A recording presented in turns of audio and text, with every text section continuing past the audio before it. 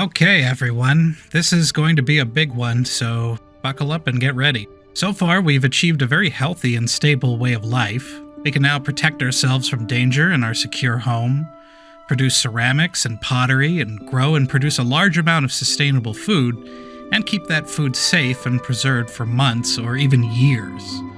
This is how our ancestors lived for nearly 7,000 years, and they lived quite well, all things considered.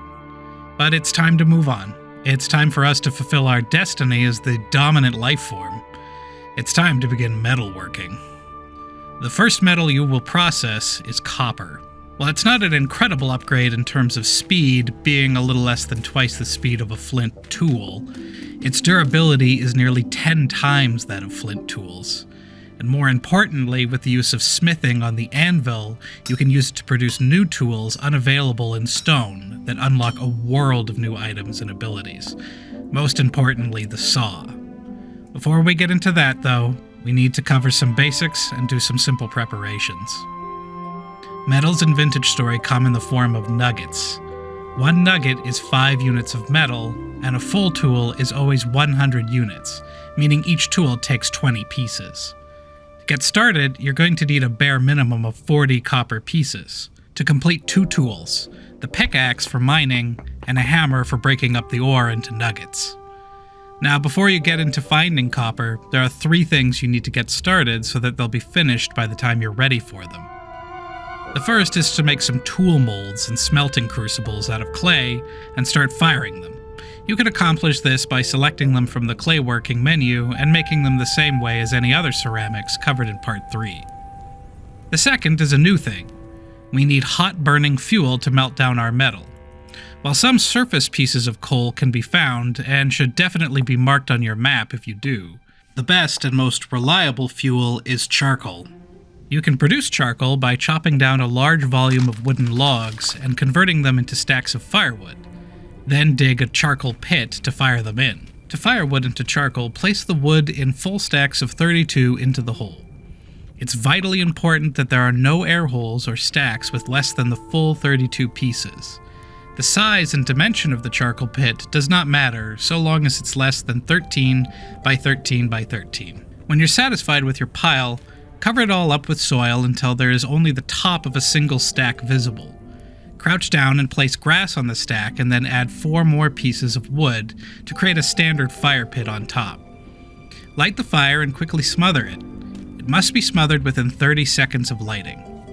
You'll notice that the pile will slowly billow with smoke, and make sure not to open it up until it finishes smoking. This takes 18 in-game hours or 24 minutes, although sleeping can cut this time short. Finally, you're going to need at least 4 pieces of flax fibers to create 1 piece of flax twine to make the wooden tongs that you need to handle molten metal.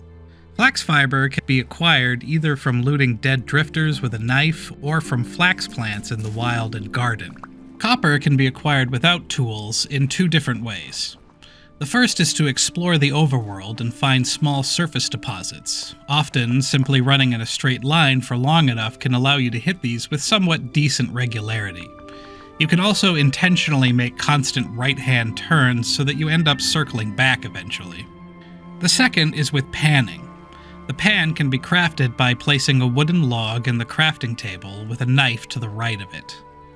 The pan allows you to, when standing in water, right-click on sand, gravel, and bony soil found under old ruins, and sift through it for small pieces of metal and tool heads.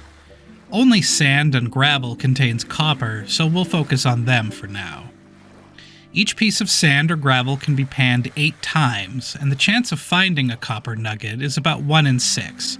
So if you're patient and get into a sort of meditative state, you can get what you need in, I'd say, about an hour.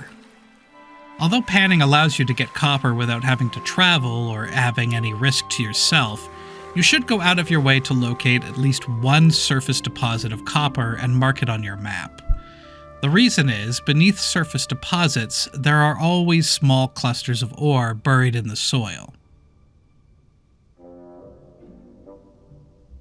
Sometimes you can dig away at the dirt to expose them, but they can also be beneath some stone that you'll need a pickaxe to break.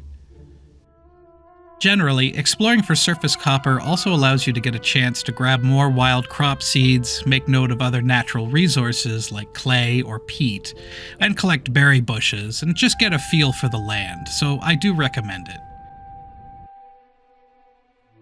Now that you have your 40 pieces of copper, you need to smelt them down. Place them in a crucible and add some of the charcoal and light it up. The temperature of the fire and the ore needs to peak before it begins to melt. Once it does, you will produce a white-hot crucible. With the wooden tongs in your inventory, hold onto the crucible, and while hovering over a mold, hold shift and pour the metal in with right-click. Once the metal has cooled, you can right-click to pop it out and put a handle on it. From here, you can return to your surface deposit and mine the ore underneath. Use the hammer to smash up the ore, and you'll be set to create a good supply of picks and hammers, and the all-important prospecting pick.